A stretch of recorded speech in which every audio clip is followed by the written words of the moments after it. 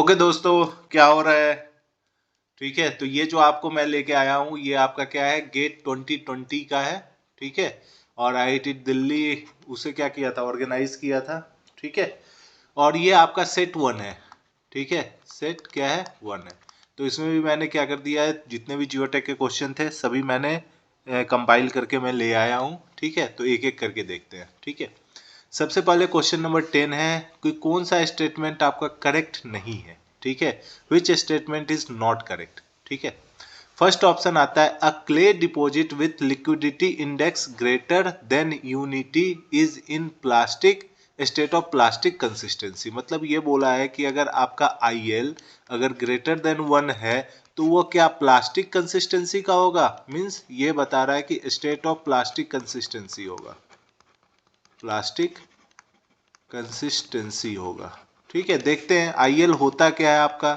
IL is equal to W N minus W P by W L minus W P. सभी चीज आपको पता है कि ये नेचुरल वाटर कंटेंट है, ये water content eight plastic limit है, ये water content eight liquid limit है, ये water content eight plastic limit है। ठीक है, क्या बोला है कि स्टेट ऑफ प्लास्टिक कंसिस्टेंसी होना चाहिए। तो आईएल अगर आपका ग्रेटर देन 1 है, आईएल ग्रेटर देन 1 है, इसका मतलब क्या होगा, इसका सिंपली मतलब है कि जो डब्ल्यू एन है वो ग्रेटर देन किससे होगा, डब्ल्यू एल से होगा। तभी तो ये रेशियो आपका 1 से ग्रेटर होगा। कैसे, देखिए डब्ल्यू पी इधर भी है, डब्ल्यू पी इधर भी है, ये डब्ल्यू एल है। ठीक है, यहाँ पे क्या है, डब्ल्यू एन है। ठीक है ना, अगर मान लीजिए कि यह डब्ल्यू एन जो है डब्ल्यू एल से ग्रेटर होता है, ठीक है, तभी तो ये रेशियो क्या होगा, नीचे वाला रेशियो से ज्यादा होगा। जब नीचे वाला रेशियो से ज्यादा होगा इसका मतलब ये क्या हो जाएगा, ग्रेटर देन 1 हो जाएगा। समझ में आ रही है बात। मीन्स मैं डब्ल्यू एन को क्या कर रहा हूं, डब्ल्यू एल से ग्रेटर कर रहा हूं। ठीक है, तभी तो ये रेशियो क्या हो जाएगा। अगर मान लीजिए कि W N is equal to, suppose कर लेते हैं W N is equal to क्या है, डब्ल्यू एल के बराबर है, तो आई एल क्या होगा, W N minus W P by W L minus W P. दोनों कैंसिल आउट होके क्या बन जाएंगे, 1 बन जाएंगे। ठीक है, तो आईपी क्या आ जाएगा आपका, आईएल, आईएल आपका क्या आ जाएगा, 1 आ जाएगा। लेकिन जैसे ही मैं रख दूंगा कि W N is greater than W L, इसका मतलब क्या हो जाएगा, I L is greater than 1। ठीक है, इसका मतलब ये कंडीशन सेटिस्फाई करता है। लेकिन देखिए W N natural moisture content क्या है, डब्ल्यू एल लिक्विड लिमिट से ज्यादा है। मतलब अभी भी सॉइल जो है किस में होगा, लिक्विड में होगा। क्योंकि आपको पता है लिक्विड स्टेज आता है, लिक्विड स्टेट, फिर आपका आता है प्लास्टिक स्टेट। ठीक है, इन दोनों के बीच क्या होता है, डब्ल्यू एल। अगर लिक्विड अगर वाटर कंटेंट डब्ल्यू एल से ज्यादा है, इधर की तरफ है, इसका मतलब किस में होगा, लिक्विड स्टेट में होगा, प्लास्टिक स्टेट में नहीं होगा। इसका मतलब फर्स्ट ऑप्शन ही क्या है आपका, इनकरेक्ट है। तो राइट आंसर इज फर्स्ट। दूसरा भी देख लेते हैं, the cohesion of normally consolidated clay is zero when triaxial test is conducted under CU test. सही बात है, जब सीयू टेस्ट होता है तो क्या होता है, वो ओरिजिन से स्टार्ट होता है तो केवल आपका 5 होता है, सी क्या होता है, 0 होता है। तो ये तो करेक्ट है, तो ऑब्वियस सी बात है, इसको नहीं टिक करना है। The ultimate bearing capacity of a stiff foundation supported on the surface of sandy soil increases indirectly proportional to the width of the footing. Obvious सी बात है, क्योंकि अगर हम क्यू यू देखते हैं तो ये क्या होता है, C N C plus Q N Q plus 0.5 B gamma N gamma. तो ये क्या हो गया, बी के प्रोपोर्शनल हो गया। तो अगर सैंडी सॉइल में क्या होता है, ये 0 होता है। सैंडी सॉइल में अगर बी बढ़ेगा तो क्यू यू भी बढ़ेगा। इसका मतलब ये भी स्टेटमेंट क्या है, सही है। और आपको बर्नौली इक्वेशन वेस्टरगार्ड इक्वेशन से ज्यादा वैल्यू देता है, सही बात है। ठीक है, तो ए ही एक ऐसा ऑप्शन है जो कि इनकरेक्ट है। इसका मतलब मेरा 10वां का चॉइस क्या होगा, ए होगा। ठीक है, क्वेश्चन नंबर 11 पे आते हैं। क्या बोल रहा है आपका, ये आपको बोल रहा है कि एक साइट सॉइल इन्वेस्टिगेशन वर्क हुआ है साइट पे। ठीक है, एसपीटी निकाला गया है। ठीक है, एसपीटी हर एक इंटरवल 1.5 मीटर के इंटरवल पे निकाला गया है up to a depth of 30 meter. मतलब अगर सपोज कर लेते हैं ये 30 मीटर का डेप्थ है तो 1.5 मीटर, फिर 1.5 मीटर, फिर 1.5 मीटर, हर एक 1.5 मीटर पे क्या हुआ है, स्प्लिट स्पून सैंपलर रखा गया होगा और हैमर का यूज कर करके एन वैल्यू निकाला गया होगा। ठीक है, अब क्या बोलता है कि at a depth of 3 meter, मतलब 3 मीटर क्या हो गया, ये वाला इस वाले पे निकाला गया है, दिस इज 3 मीटर डेप्थ, मतलब इस पे कैलकुलेट किया गया है। The observe number of hammer blow for 3 successive 150 mm penetration के लिए क्या हो रहा है, 8, 6 एंड 9 है। आपको पता है कि जब आप एसपीटी निकालते हो तो क्या करते हो, पहले 150 mm पेनिट्रेशन के लिए आप क्या करते हो, चेक करते हो कि what is the number of blow, तो नंबर ऑफ ब्लो 8 है। अनदर 150 mm के लिए आप चेक करते हो तो नंबर ऑफ ब्लो 6 है। अनदर 150 mm के लिए आप चेक करते हो तो नंबर ऑफ ब्लो 9 है। मतलब हर एक डेप्थ पे आपको 3 150 पे चेक करना होता है, मतलब टोटल जो डेप्थ जाना होता है वो 450 जाना होता है। ठीक है, फर्स्ट 150 को हम क्या कर देते हैं, नेग्लेक्ट करते हैं। क्यों नेग्लेक्ट करते हैं, क्योंकि सॉइल में डिस्टरबेंस हुआ होगा। कैसे, सपोज कर लेते हैं कि मान लो इस डेप्थ पे आप क्या करना चाह रहे हो, एक्सकेवेशन एसपीटी परफॉर्म करना चाह रहे हो, तो पहले आप क्या करोगे, सॉइल को डिग करोगे ना, डिग करके बोर होल बनाओगे। तो ये जब सॉइल डिग होगा तो इसका सरफेस क्या होगा, डिस्टर्ब होगा, क्योंकि आपने उस पर डिगिंग किया है। तो इसीलिए हम क्या करते हैं, 150 फर्स्ट 150 mm को क्या कर देते हैं, नेग्लेक्ट कर देते हैं। जो लास्ट 2 होता है उसी को हम क्या करते हैं, कंसीडर करते हैं। तो एसपीटी वैल्यू क्या हो जाएगा, 6 + 9, तो that is 15। C is the option answer. ठीक है, आंसर भी देखना है, देख लेते हैं। 10 का ए, 11 का सी। ठीक है, अब आता है ये, अब आता है कि velocity of a flow is proportional to the first power of the hydraulic gradient in Darcy law. तो डार्सी लॉ आपको पता है कि क्या होता है, डार्सी लॉ क्या होता है, डार्सी लॉ कहता है कि जो वेलोसिटी है वो डायरेक्टली प्रोपोर्शनल टू क्या होगा, i, that is the hydraulic gradient. ठीक है, हाइड्रोलिक ग्रेडियंट। ठीक है, तो यही हाइड्रोलिक ग्रेडियंट के पावर 1 पे प्रोपोर्शनल है। ठीक है, दिस लॉ इज एप्लीकेबल, किस कंडीशन में एप्लीकेबल होगा, तो laminar flow in the porous media, obvious सी बात है लेमिनार फ्लो पे ही क्या होता है, एप्लीकेबल होता है। Transitional flow in porous media नहीं, टर्बुलेंट नहीं, laminar as well as turbulent नहीं। तो A is the correct answer. ये तभी आपका एप्लीकेबल होगा जब आपका लेमिनार फ्लो हो रहा होगा। लेमिनार फ्लो में क्या होता है, पार्टिकल एक स्ट्रेट लाइन में पास करते हैं और हर एक लेयर एक दूसरे के क्या होते हैं, पैरेलल होते हैं। ठीक है, मतलब जिगजैग पाथ फ्लो नहीं करेगा पार्टिकल, पार्टिकल कोई जिगजैग पाथ नहीं फ्लो कर रहा होगा, जिगजैग पाथ फ्लो करेगा तो वो टर्बुलेंट फ्लो हो जाएगा। इसीलिए ये लेमिनार फ्लो में ही क्या होता है, आपका एप्लीकेबल होता है। इसलिए आपको पता होना चाहिए कि जो डार्सी लॉ है ना, मेनली जो फाइनर पार्टिकल होते हैं ना, फाइनर पार्टिकल होते हैं जिसमें पोर साइज बहुत छोटे छोटे होते हैं, उसी में आपका क्या होता है, फ्लो एक लेमिनार फ्लो की तरफ फॉलो कर पाता है। इसीलिए जो डार्सी लॉ है ना, मेनली आप कहीं पे भी सुनेंगे कि फाइनर पार्टिकल जो है उसमें आप ज्यादा एप्लीकेबल कर पाते हो in comparison to granular type of particle. ठीक है, तो 12 का A is the correct answer. देख लेते हैं आंसर में, 12 का ए सही है। ठीक है, अब आते हैं 22 क्वेश्चन में। ठीक है, 22 नंबर का क्वेश्चन क्या बोलता है कि इन अ ड्रेन ट्राइक्सियल कंप्रेशन टेस्ट, मतलब ड्रेन हुआ है, मतलब या तो आपका सीडी टेस्ट हुआ होगा तभी तो आपका ड्रेन टेस्ट हुआ है। ठीक है, सीडी टेस्ट हुआ है, a sample of sand fail at deviatoric stress of 150 kPa, मतलब सिग्मा डी आपका दिया हुआ है कितना, 150 kPa।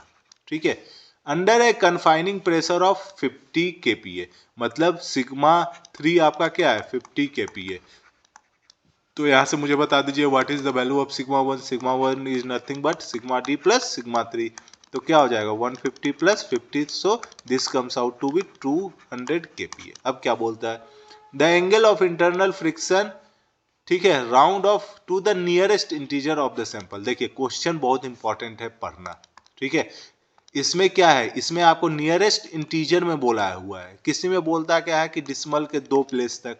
ठीक है, अगर मान लीजिए कि आपने डिसमल के 2 प्लेस तक वैल्यू दे दिया तो वो गलत हो जाएगा। ठीक है, इसलिए क्वेश्चन जो है ना बहुत इंपॉर्टेंट है, पढ़ना कि क्या मांग रहा है। यहाँ पे इन्होंने मांग दिया है क्या, नियरेस्ट इंटीजर में बताइए। ठीक है, तो जो भी आपका वैल्यू होगा उसको आप इंटीजर में, नियरेस्ट इंटीजर में कन्वर्ट करेंगे। ठीक है, तो ये इंपॉर्टेंट होता है। ठीक है, तो आपको पता है कि जब भी सीडी टेस्ट होगा ना तो सी इजकल टू क्या होता है, 0 हो जाता है for normally consolidated type of sample के लिए, ठीक है। तो आप इक्वेशन यूज कर सकते हैं, कौन सा इक्वेशन है, sigma 1 is equal to 2c cos of phi by 1 minus sine phi, ठीक है, plus 1 plus sine phi by 1 minus sine phi into sigma 3। देखिए शियर स्ट्रेंथ में 3-4 इक्वेशन है, ठीक है। एक है tau is equal to C plus sigma N into tan of phi, ठीक है, और दूसरा इक्वेशन ये है। यही आपका जो है ना मेजर आपका क्वेश्चन सॉल्व करा लेता है। ये सिग्मा 1 एंड सिग्मा 3 के बीच रिलेशन है विद शियर स्ट्रेंथ पैरामीटर, ठीक है। तो इसमें सी इजकल टू क्या है, 0 है, तो इसका मतलब ये टर्म क्या हो गया, 0 चला गया। तो डायरेक्ट आप बोल सकते हैं sigma 1 is equal to 1 plus sine phi by 1 minus sine phi into sigma 3। सारा वैल्यू पुट कर दीजिए, ये 200 हो गया, ये 1 plus sine phi by 1 minus sine phi और इसका वैल्यू कितना है 50। तो ये दोनों कैंसिल आउट हो जाएंगे, तो ये 8 टाइम्स होगा मे बी, ठीक है, 4 टाइम्स, ठीक है, ये कितना हो जाएगा 4 टाइम्स। सॉल्व करिए, सॉल्व करेंगे तो क्या हो जाएगा 4 minus 4 into sine phi is equal to 1 plus sine phi, ये करेंगे तो ये 3 हो जाएगा, ये हो जाएगा 5 इंटू साइन फाई, और उसके बाद क्या हो जाएगा साइन फाई इजकल टू 3/5, तो phi is equal to sine inverse 3/5। Answer बताइए कितना हो रहा है, क्विक क्विक।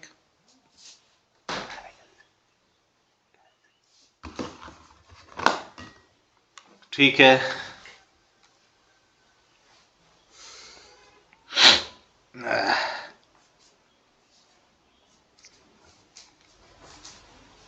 तो ये वाला जो फाई आ रहा है ना वो कुछ ये आता है 36.87, ठीक है, डिग्री 36.87। अब आपको क्या बोला गया, नियरेस्ट इंटीजर बोला गया, तो नियरेस्ट इंटीजर इसका क्या होगा 37 डिग्री होगा। ये आंसर करेक्ट है, लेकिन आपको पूछा नहीं गया है, आपको पूछा गया है नियरेस्ट इंटीजर, तो 37 करेक्ट आंसर होगा। अब देखते हैं इसका आंसर क्या था। देखिए कौन सा क्वेश्चन था, 22 था। 22 का जो क्वेश्चन है वो 36 से 38 के बीच में दिया हुआ है, ठीक है, 36 to 38, तो ऑब्वियस सी बात है 37 इज द करेक्ट वन, ठीक है। अब आते हैं नेक्स्ट क्वेश्चन में।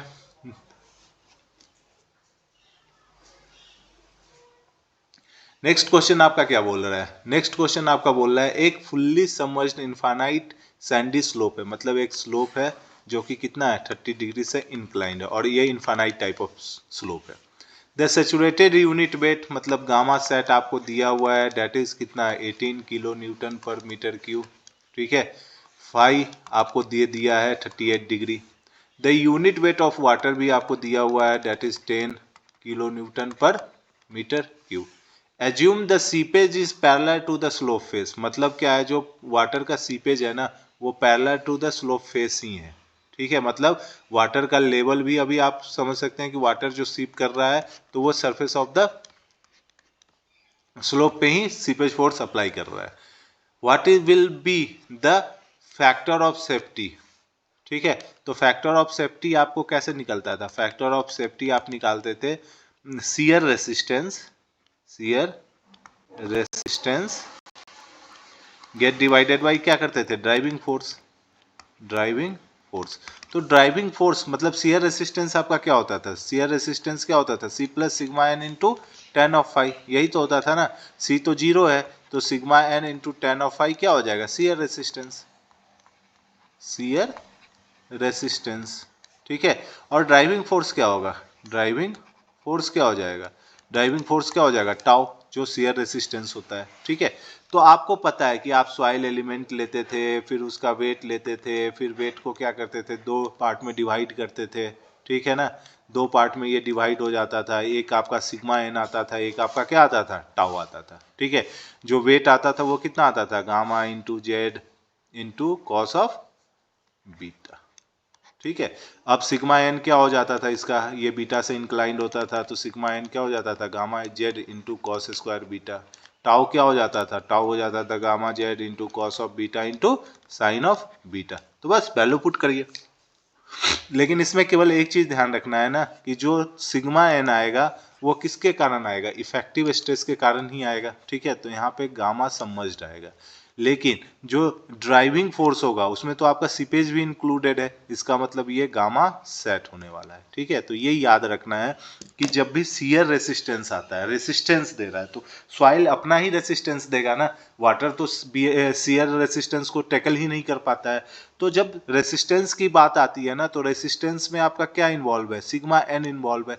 सिग्मा एन इन्वॉल्व है तो ये क्या होगा, इफेक्टिव होगा, डेट इज गामा सबमर्ज्ड होगा। ठीक है, लेकिन जो टाउ ड्राइव करा रहा है, तो ड्राइव में क्या होगा, सॉइल तो ड्राइव हो रही रहा है, साथ में आपका वाटर भी उसको ड्राइव करा रहा है। इसका मतलब क्या हो जाएगा, gamma submerged plus gamma sat, gamma water दोनों इंक्लूड हो जाएंगे। तो जैसे ही आप इन दोनों को ऐड करते हैं तो ये क्या बन जाता है, गामा सेट बन जाता है। ठीक है, तो ये चीज ध्यान रखना है कि जब भी वाटर में क्या होगा, वाटर सीप कर रहा होगा, वाटर जब सीपेज कर रहा होगा तो ऊपर जो रेसिस्टिंग फोर्स होगा उसमें आप गामा सबमर्ज्ड यूज करेंगे, जो ड्राइविंग फोर्स होगा उसमें आप क्या यूज करेंगे, गामा सेट यूज करेंगे। तो सॉल्व कर लीजिए। फैक्टर ऑफ सेफ्टी क्या आ जाएगा, factor of safety is going to be factor of safety sigma N, sigma N is gamma submerge Z into cos square beta into tan of phi. ठीक है, by driving force क्या हो गया, driving force tau, tau is gamma sat into Z into cos of beta into sine of beta. Solve करिए, ये cut गया। ठीक है, कॉस बीटा सब कटा, तो क्या बच गया, gamma submerged by gamma sat into tan of phi by sine beta by cos beta, क्या हो जाएगा, ten of beta. Value put कर दीजिए, गामा सेट कितना हो गया, 18 था ना, गामा सेट 18 है, 10 माइनस चला जाएगा तो 8 बचेगा, तो दिस इज 8 बाई 18 इंटू 10, 5 कितना था, 38 था क्या, हाँ 38, तो this is 38 and ten of beta कितना है 30। सॉल्व कर लीजिए, व्हाट इज द वैल्यू, जल्दी बताइए, क्विक क्विक, जल्दी जल्दी बताना है।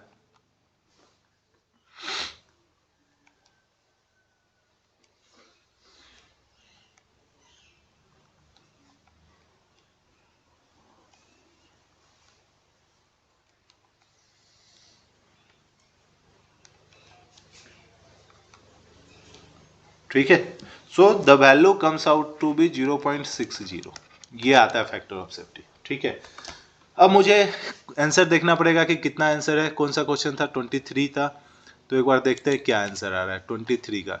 23 का इन्होंने आंसर दे रखा है कितना, 0.59 से लेके 0.61 तक, इसका मतलब 0.60 है वो मेरा सही है। ठीक है, तो देखिए इसमें इन्होंने आंसर में आपको मैं दिखाता जा रहा हूँ कि इसमें ये वेरिएशन देते हैं, कुछ 2 डिजिट तक ये वेरिएशन दे रहे हैं। ठीक है, तो 0.60 जो है that is the correct one. ठीक है, नेक्स्ट क्वेश्चन आपका आता है, ये क्या किया गया है कि एक स्ट्रेस पाथ है, total stress path corresponding to different loading condition. मान लो कि आपका ये क्या है, सॉइल सैंपल है जो कि आइसोट्रॉपिकली कंसोलिडेटेड स्टेट में है। ठीक है, यहाँ पे ये कंसोलिडेटेड स्टेट में है। अब आप इसमें एक्सटेंशन लगाइए, चाहे कंप्रेस कर दीजिए, सिग्मा 2 सिग्मा 3 का वैल्यू बढ़ाइए, तो उसके रिस्पेक्ट में आपको डिफरेंट पॉइंट्स सब आ रहे हैं, जैसे एस आ रहा है, आर आ रहा है, क्यू आ रहा है, पी आ रहा है। ठीक है, अब आपको मैचिंग कराना है, जैसे ओपी है, ओपी किस कंडीशन पे डेवलप हुआ होगा, ओपी। ठीक है, तो यहाँ पे देखिए जो ये क्यू एक्सिस है ना, ये किसको डिनोट कर रहा है, सिग्मा 1 माइनस सिग्मा 3 को डिनोट करता है। जो पी एक्सिस है वो किसको डिनोट कर रहा है, sigma 1 plus 2 of sigma 3 by 3 को डिनोट करता है। ठीक है, अब मुझे बताइए कि P यहाँ पे कंसोलिडेटेड था, इसका मतलब यहाँ पे Q क्या था, 0 था। ठीक है, अब ये Q 0 से ये बढ़ता गया है, मतलब घटना स्टार्ट हो गया, तभी तो P को अटेंड किया होगा। तो इस कंडीशन में आप क्या देख रहे हैं, इस कंडीशन में मैं देख रहा हूं कि जो स्मॉल p है वो क्या हो रहा है, इंक्रीज हो रहा है। स्मॉल p क्या हो रहा है, इंक्रीज हो रहा है, लेकिन जो q है वो आपका डिक्रीज कर रहा है। ठीक है, स्मॉल q क्या हो रहा है, डिक्रीज कर रहा है। तो स्मॉल q डिक्रीज कब करेगा, स्मॉल q आपका डिक्रीज करेगा जब जब क्या होगा, सिग्मा 1 का वैल्यू घटना स्टार्ट होगा। ठीक है ना,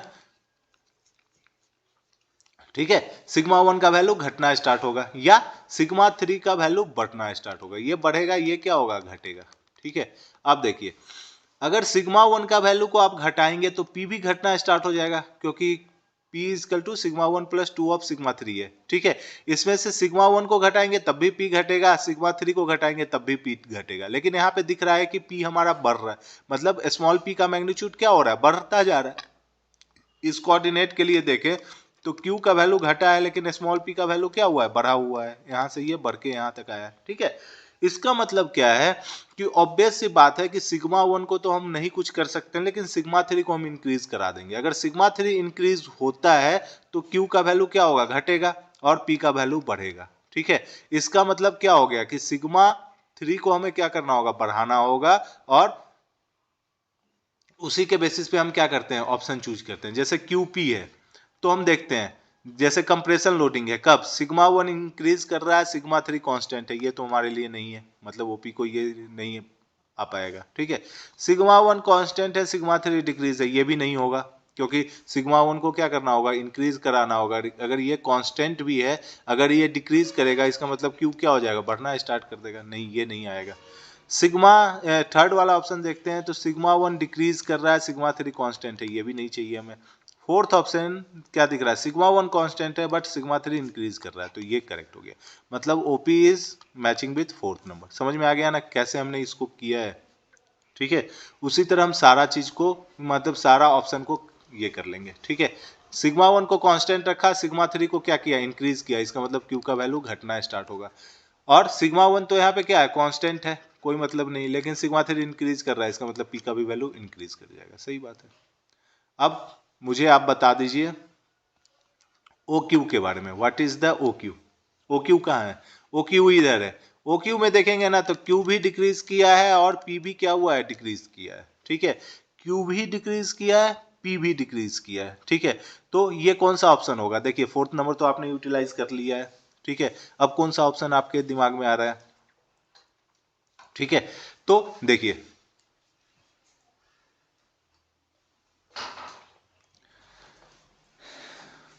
सिग्मा 1 को तो आप इंक्रीज नहीं कर सकते, ये वाला तो ऑप्शन ही नहीं आएगा, क्योंकि अगर सिग्मा 1 इंक्रीज करेगा और सिग्मा 3 कांस्टेंट है, इसका मतलब पी इंक्रीज कर जाएगा, तो ये तो होना ही नहीं है, ठीक है।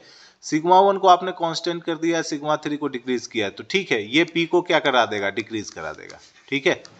लेकिन what about the Q, Q में क्या होगा, जब ये कांस्टेंट है और ये क्या हो रहा है, डिक्रीज कर रहा है, इसका मतलब इसका वैल्यू क्या होगा, ऊपर की तरफ बढ़ेगा, तो ये भी ऑप्शन गया। तो ओ क्यू किससे मैच कर जाएगा, 3 से, that is sigma 1 is decreasing, sigma 3 is constant. Sigma 1 अगर डिक्रीज कर रहा है तो पी का वैल्यू भी क्या होगा, डिक्रीज करेगा, ठीक है।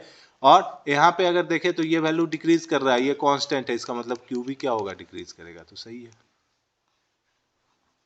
ठीक है। What about O R, O R को जल्दी बताओ आप लोग, ओ आर,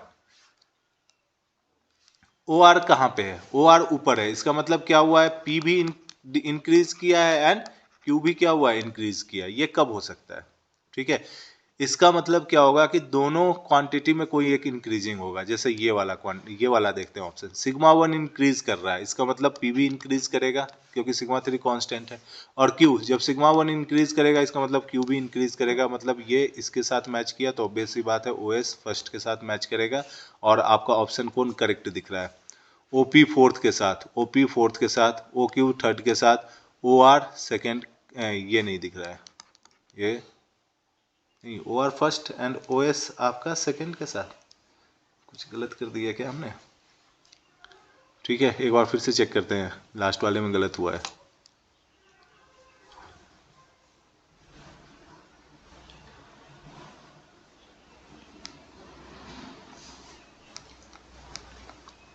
ठीक है, ये देखिए आर के केस में, ओ आर के केस में क्या हो गया, पी भी इंक्रीज, क्यू भी इंक्रीज, ठीक है। तो सिग्मा 1 को अगर आप इंक्रीज करेंगे, ठीक है, सिग्मा 1 क्या होगा, इंक्रीज करेगा, तो पी भी इंक्रीज करेगा, ठीक है। सिग्मा 3 कांस्टेंट है, सही बात है, ठीक है। उसके बाद क्या हो गया, सिग्मा 1 इंक्रीज किया, ठीक है। क्यू में भी देखे तो सिग्मा 1 इंक्रीज करेगा, ठीक है, इसका मतलब क्यू भी इंक्रीज करेगा, मतलब ओ आर के लिए तो 1 ही था ना, और ओ एस क्या होगा, सेकेंड पे जाएगा, ठीक है। तो correct option is B, B आपका करेक्ट ऑप्शन है, ठीक है, B is the correct option. 34th का, 34th का बी करेक्ट ऑप्शन, ठीक है। अब ये क्वेश्चन देखते हैं, ये बहुत क्लासिक क्वेश्चन है, 35 number question is very classic one. ठीक है, उसके बाद आपका 3-4 क्वेश्चन और है। 35 में आपको क्या बोल रहा है कि आपका ये सॉइल प्रोफाइल है। ठीक है, this is the soil profile, 10 metre का सॉइल प्रोफाइल है। सॉइल प्रीलोड किया गया है, एक surcharge pressure 70 kilo newton at the ground surface. जो ये आप देख रहे हो ना सरचार्ज प्रेशर, इससे क्या किया गया है, प्रीलोड मतलब उसको लोडिंग अप्लाई कर दिया गया है। ठीक है, वाटर टेबल आपका 3 metre below the ground surface है। ठीक है, the soil unit weight of the respective layer is shown, मतलब जो यूनिट वेट आपका सभी को शो कर दिया गया है। ठीक है, consider unit weight of water as 9.81, मतलब यूनिट वेट ऑफ वाटर कितना हो गया, 9.81 हो गया। ठीक है, assume the surcharge applied instantaneously, मतलब इंस्टेंटेनियसली आपको क्या कर दिया गया, सरचार्ज अप्लाई कर दिया गया। Immediately after pre loading effective stress at point P and Q R respectively. ठीक है, मतलब पी एंड क्यू पे क्या होगा आपका, क्या इफेक्टिव स्ट्रेस, ये आपको पता करना है। इमीडिएटली जैसे ही आपने लोड प्लेस किया, इमीडिएटली आपका सरचार्ज प्रेशर क्या होगा वो आपको पता करना है। इसके लिए मैं आपका जो तरजागी का पिस्टन एंड स्प्रिंग अरेंजमेंट है ना, उसको समझाने की कोशिश करता हूँ। ये हमारा क्या था, पिस्टन था, इस पे हमारा क्या होता था, स्प्रिंग अटैच्ड होता था। ठीक है,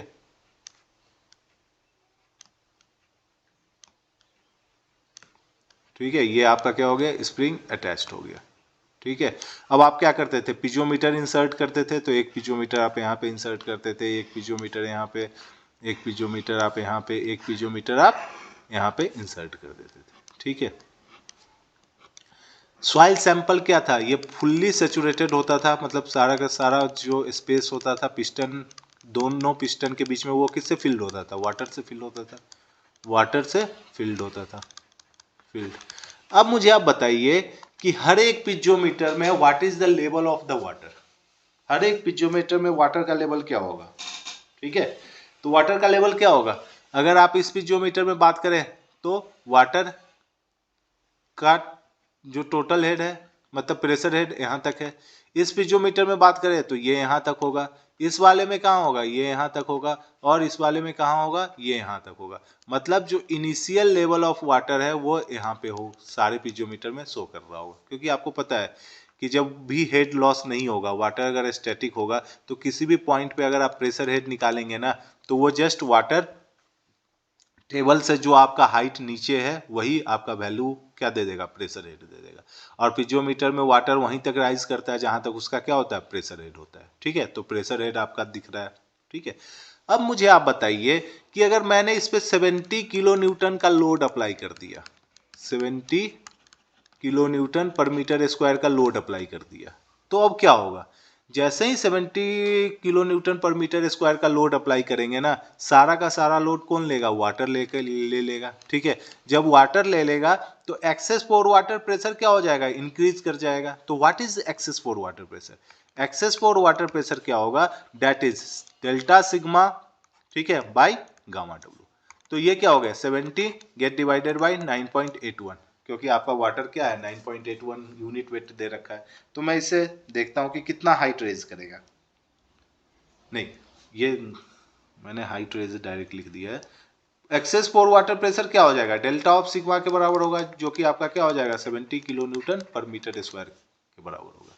अब मुझे बताइए कि पिजोमीटर में एक्सेस वाटर कहां तक राइज करेगा, what is the elevation of the water in the piezometer. तो जो आप डेल्टा एच देखेंगे ना, वो आपका delta U by gamma W हो जाएगा, जो कि 70 बाई 9.81 होगा। तो क्या आता है वैल्यू,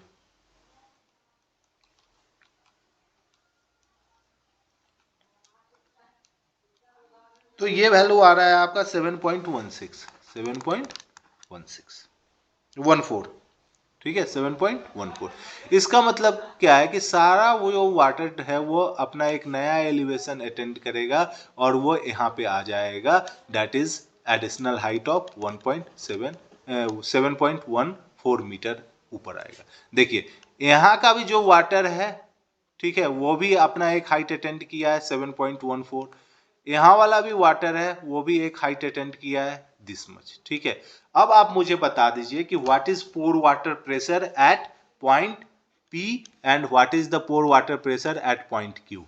ठीक है, तो देखिए पोर वाटर प्रेशर क्या होगा कि पहले से जो उसके पास प्रेशर था प्लस एक्सेस दोनों आ जाएंगे। ठीक है, जैसे P में देखेंगे तो केवल एक्सेस ही आ रहा है। ठीक है, क्योंकि इस पॉइंट का जो पोर वाटर प्रेशर अब यहाँ पे आ रखा है। ठीक है, तो P पॉइंट पे केवल एक्सेस ही आएगा, लेकिन Q पॉइंट की मैं बात करूंगा ना तो इसके पास पोर वाटर प्रेशर क्या है, एक तो पहले से ये इतना था ही और साथ में ये इतना और एक्सीड किया है। इसका मतलब क्या हो गया कि अगर इस हाइट को मैं अगर 4 मीटर मान लेता हूं तो इसके पास कितना का पोर वाटर प्रेशर होगा, तो 4 प्लस 7.14 मीटर का पोर वाटर प्रेशर होगा।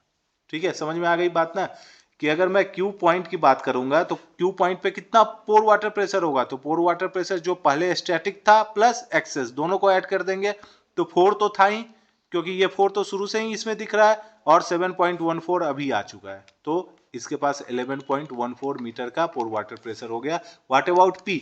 P पे इस पे तो कुछ नहीं था, जीरो था क्योंकि एटमॉस्फेरिक प्रेशर पे एक्सपोज था, लेकिन इसके पास एक्सेस आ रखा है दैट इज 7.14 मीटर।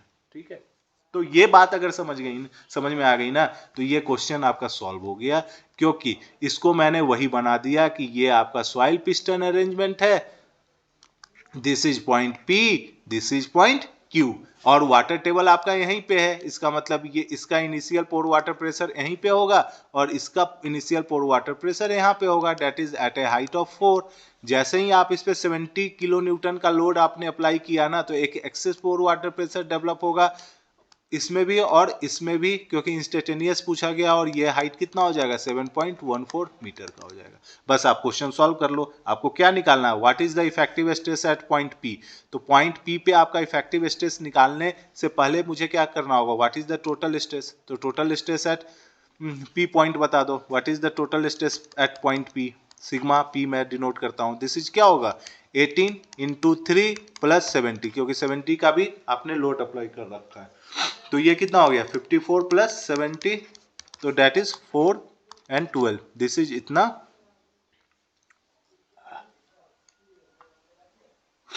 इतना kilo newton per metre square. ठीक है, अब मुझे आप बता दो what is pore water pressure, pore water pressure at P। तो pore water pressure at P क्या होगा, जो भी यहाँ का प्रेशर हेड है, प्रेशर हेड कितना है, वाटर कितना हाइट रेज किया है, तो वाटर आपको ये मच हाइट रेज किया है, ऑब्वियस सी बात है ये थोड़ा सा और ऊपर होगा क्योंकि 7.14 मीटर है। ठीक है, तो ये कितना राइज किया है 7.14 मीटर, सारा कंसेप्ट मैंने यहीं पे समझा रखा है। ठीक है, कि कैसे कैसे आया है, 7.14 मीटर आया है, तो ये क्या हो जाएगा pressure head multiplied with gamma W. तो आप मुझे बता दो ये हो गया 7.14 मल्टीप्लाइड विथ गामा डब्ल्यू क्या होगा 9.81, तो what is the value, so this value is 70 kilo newton per metre square. तो what is sigma dash P, sigma dash P क्या हो जाएगा 124 minus 70, so this comes out to be 54, तो 54 kilo newton per metre square. देखिए पूरे option में मुझे D option ही दिख रहा है जिसमें 54 है, तो यही करेक्ट है। ठीक है, पहला ऑप्शन डायरेक्ट आपको 124 दिया हुआ है, कोई अगर डायरेक्ट सॉल्व करेगा ना तो उसको 124 दिखेगा वो 1 में मार देगा, लेकिन 1 इज नॉट करेक्ट। ठीक है, अब आपको मैं Q पॉइंट के बारे में बताता हूं, तो Q पॉइंट पे मुझे सिग्मा Q बताओ, टोटल स्ट्रेस बताओ कितना है, तो टोटल स्ट्रेस 3, तो ये 18 इंटू 3।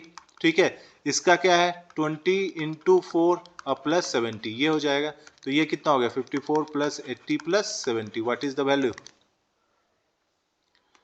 4, जल्दी बता दो व्हाट इज द वैल्यू,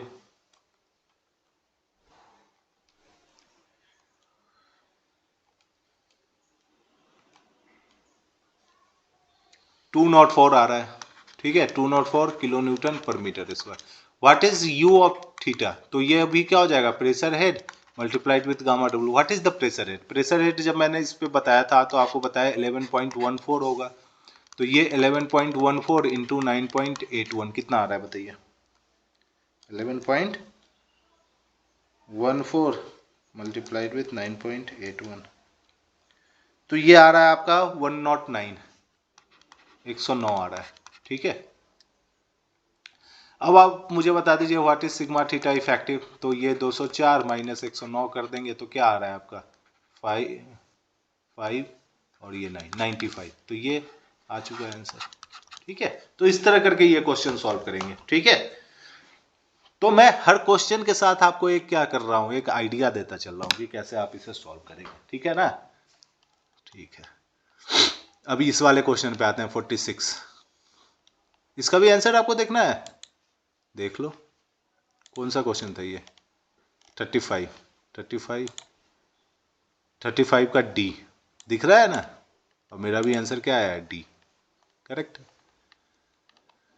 अब आते हैं किस में, 46 में। 46 आपको क्या बोल रहा है, एक वर्टिकल रिटेनिंग वॉल है। वर्टिकल रिटेनिंग वॉल है कितना का, 5 मीटर का। ठीक है, एक इन बैकफिल को सपोर्ट कर रहा है जिसका यूनिट वेट कितना है, 18 kilo newton per meter cube. ठीक है, कोहेशन का वैल्यू कितना है, 12, एंड फाई कितना है आपका, 30।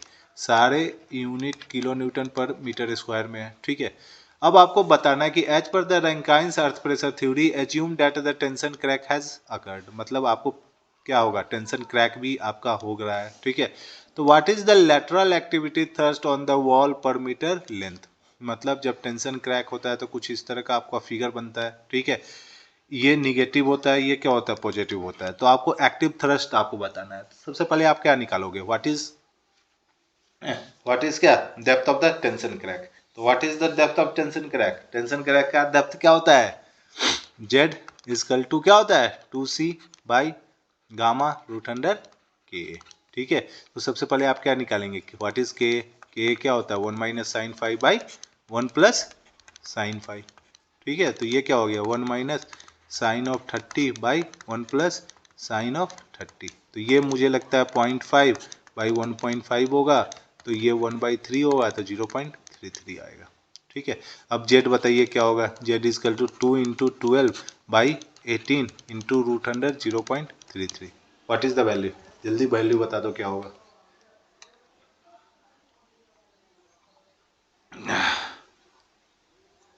कितना वैल्यू आ रहा है, this comes out to be 2.309 metre. ठीक है, तो ये वाला जो हाइट है वो तो आ गया कितना, 2.309। व्हाट अबाउट दिस हाइट, ये हाइट कितना होगा, तो ये 5 माइनस 2.309 होगा, तो कितना आ रहा है, so this comes out to be 2.691 metre. ठीक है, ये तो आ गया। अब आपको पता है कि जब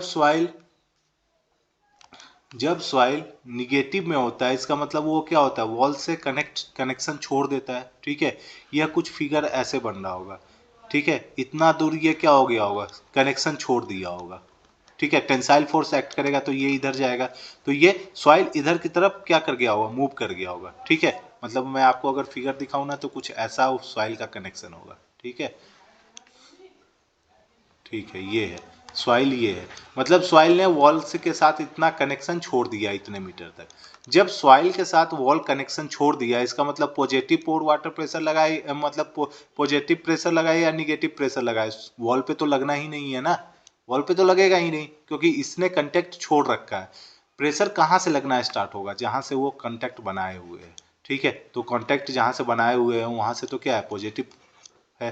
ठीक है, तो बस हमें इतना ही ट्रायंगल का क्या करना है, एरिया निकालना है। ठीक है, सबसे पहले आप मुझे बता दो what is the base value, base पे क्या वैल्यू होगा।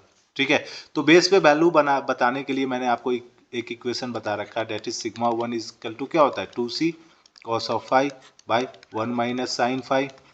ठीक है, plus 1 plus sine phi by 1 minus sine phi into sigma 3। ठीक है, और एक्टिव के केस में आपको पता है कि सिग्मा 3 किसके बराबर होता है, सिग्मा एच के बराबर, और सिग्मा 1 किसके बराबर होता है, सिग्मा बी के बराबर। तो बस सिग्मा एच आप इस इक्वेशन से लगा के निकाल लो, what is at 5 metre depth. तो 5 मीटर डेप्थ पे अगर मैं देखूँ तो क्या क्या निकलने वाला है, जल्दी बता दो। सिग्मा 1 क्या होगा, कितना यूनिट वेट है, 18, तो 18 प्लस 5। ठीक है, 2 into 12 into cos of 30 by 1 minus sine of 30 plus 1 plus sine of 30 by 1 minus sine of 30 into sigma H में इसको डायरेक्ट कर दिया। अब यहाँ से आप जब डायरेक्ट कैलकुलेट करेंगे ना तो सिग्मा एच का वैल्यू आ जाएगा 16.144 kilo newton per metre square. ठीक है, मतलब बेस वैल्यू भी आपको पता है 16.144। ठीक है, अब मुझे आप बता दो व्हाट इज एक्टिव थ्रस्ट, तो एक्टिव थ्रस्ट इस पूरे ट्रायंगल का एरिया, तो ट्रायंगल का एरिया क्या होता है 1/2 इंटू बेस इंटू हाइट, तो क्या हो जाएगा 1/2, बेस कितना है 16.144 है, हाइट इसका क्या है 2.691 है। सॉल्व करके बताइए कि what is the value, solve करके बताओ क्या वैल्यू आ रहा है आपका 16.144 इंटू 2.691, ठीक है।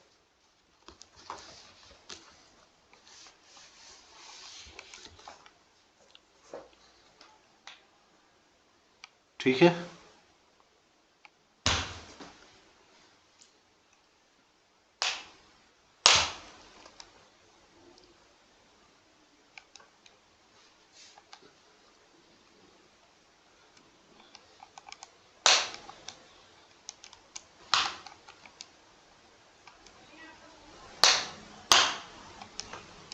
so this comes out to be 21.72।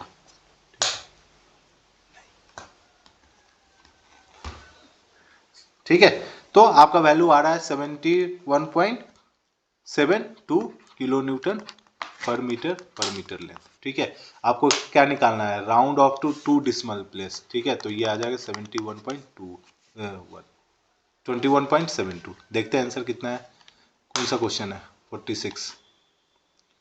46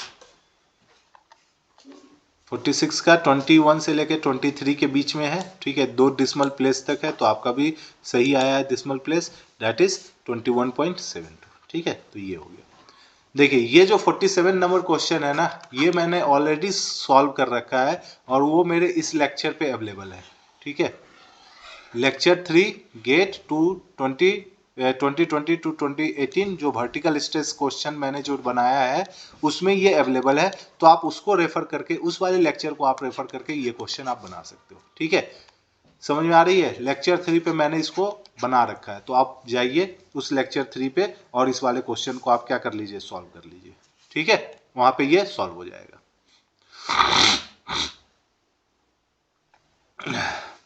ठीक है, अब मैं इस क्वेश्चन पे आता हूं, 48 नंबर क्वेश्चन है, this is the last question. ठीक है, आपका क्ले दिया हुआ है, दैट इज 10 मीटर थिक है।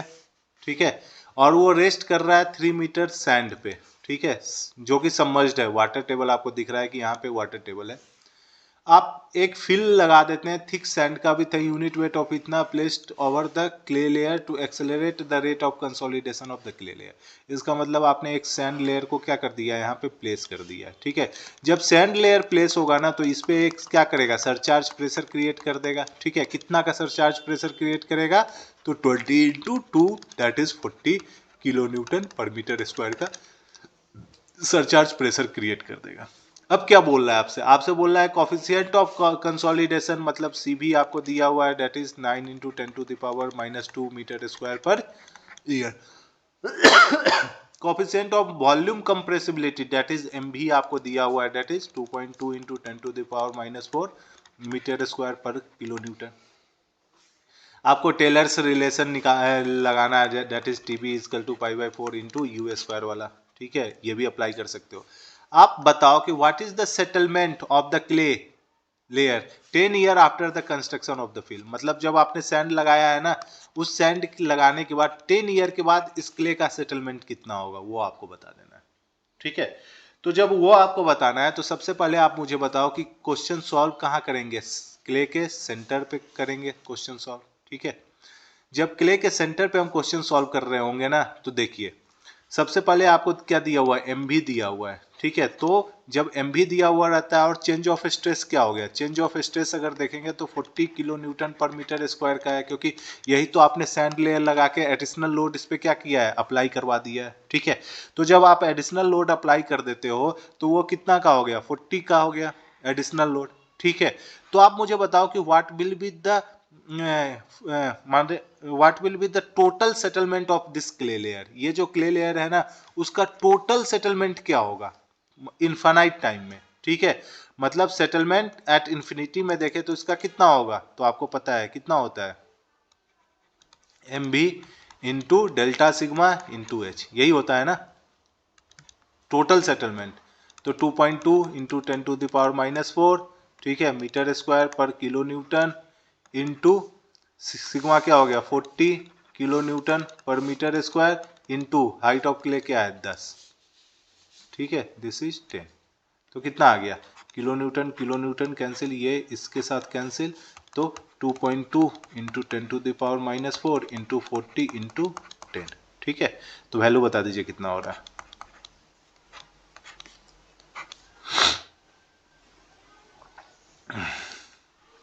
तो ये हो जाएगा 88, ठीक है, 10⁻³ मीटर, ठीक है। तो जो टोटल सेटलमेंट एस इन्फिनिटी पे आ रहा है वो 88 इंटू 10⁻³ का आ रहा है, ठीक है ना, टोटल सेटलमेंट।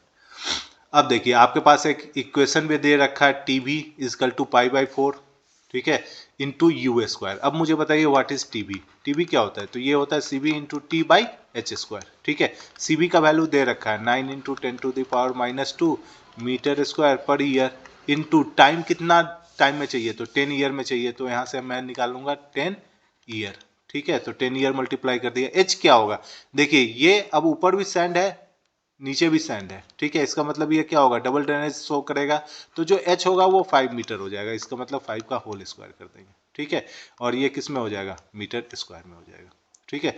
तो ईयर से ईयर गया, मीटर स्क्वायर से ये मीटर स्क्वायर चला गया, तो वैल्यू कितना आ रहा है आप बताइए, 9 इंटू 10⁻⁻1/25, ठीक है। तो दिस बिकम्स टीबी,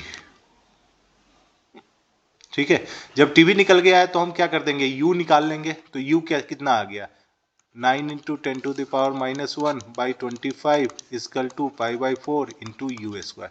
मुझे बता दो what is the value of U square, तो ये हो जाएगा 9 इंटू 10⁻⁻4 इंटू 4/25 इंटू पाई का root under, what is the value.